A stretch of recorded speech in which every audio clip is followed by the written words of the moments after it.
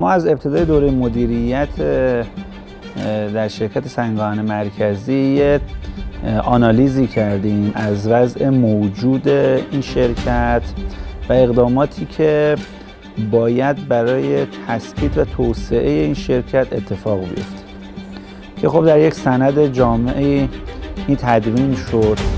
یکی از مهمترین نیازهای این شرکت برای پایدارسازی احداث کارخانه آهن اسفنجی بود به دلایل مختلف با توجه به ارزش افزوده‌ای که این کارخانه داره و تکمیل زنجیره و موضوعات مختلف و تغییرات نرخ‌هایی که توی حوزه‌های مختلف اتفاق افتاده. نهایتاً اولویت جدی و اصلی ما به این کارخانه رسید. کارخانه 1.7 میلیون تنی هست و خدمتتون عرض کنم که با احداث و بهره برداری از این کارخانه تقریباً مجموع درآمدهای شرکت سنگاهن مرکزی به 2 برابر مقدار فعلی خواهد رسید.